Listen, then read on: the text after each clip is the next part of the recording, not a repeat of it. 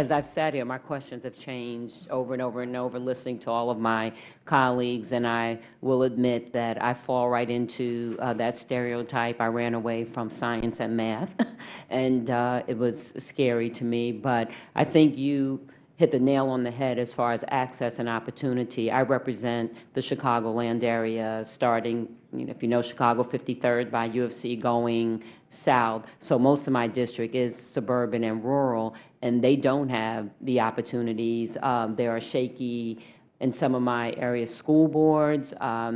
We have worked to bring updated computers to the high schools and to the elementary schools so the kids even have something to work on. So that's where I see government being the safety net, and it is not fair and equal at all, not even in the Chicagoland area if you compare the south suburbs to the northern suburbs, and because of how we fund schools and property taxes and on and on and on. And if we don't do something about that, I don't think it will ever be fair and equitable. We started, I came in April, special election, a STEM council and a STEM academy. So I have tech people and different people around the table with community colleges to see what we could do as far as changing the curriculum and what jobs are out there and what training people need. And then I go to different areas in my district and actually expose the kids. I took them to the Museum of Science and Industry, had them meet different people, had people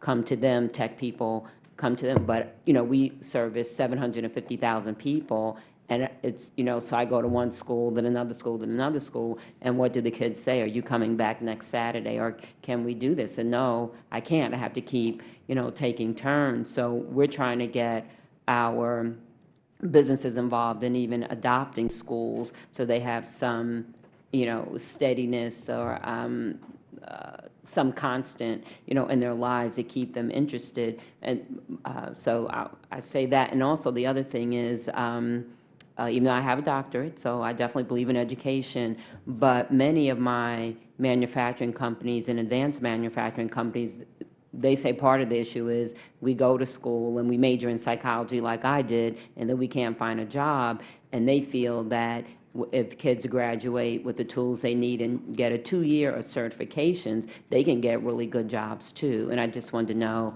how you felt about that.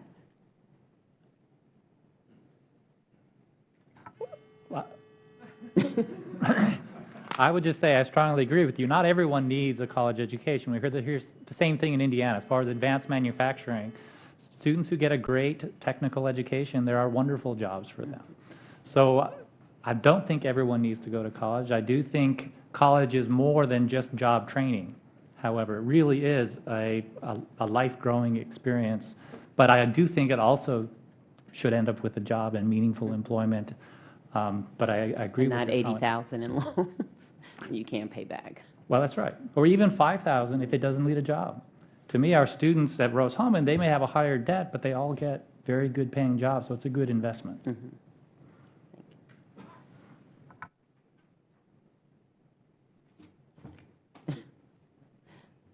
They're looking at me, but I think I'm having a disproportionate time here. I would tell you that you say you ran away from it. Obviously, you have a PhD. You didn't run away from education.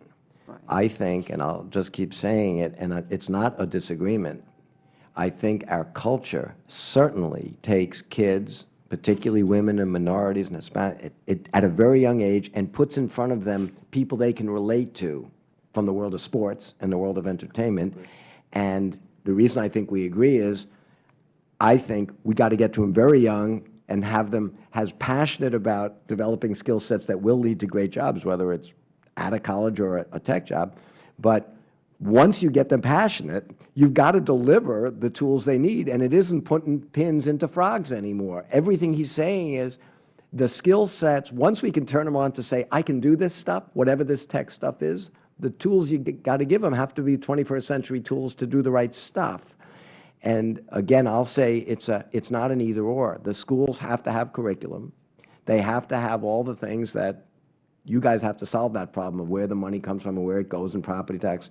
But more than that, you could give the schools everything they want. I mean, when I first started first, I wanted our tagline to be, you can lead a horse to water, but you can't make him drink. I wanted it to be, you can lead a kid to knowledge, but you can't make him think. And what I wanted to do was say, get the schools as good as they can be. And that's your collective problem. I don't know how you do that. But it wouldn't matter if you had the best schools in the world if it's a 50% dropout rate, because the kids would rather do something else. So let's get the schools to have the right tools, and let's let the culture of America, the companies of America, the people that need these kids, give them the right kind of inspiration to work hard at developing the muscle hanging between their ears. It's the only one that has unlimited potential. And the kids that need to know that most culturally are the kids you're talking about. And you should find ways to get the schools that you've been visiting, to get some teacher to be a coach, to get on a team. We have the companies that will connect them. You need to get the superintendents to know that having after-school passion-based activities that matter to the future of these kids and to this country are as important as the other activities, and that is an appropriate role of leadership. Thank you.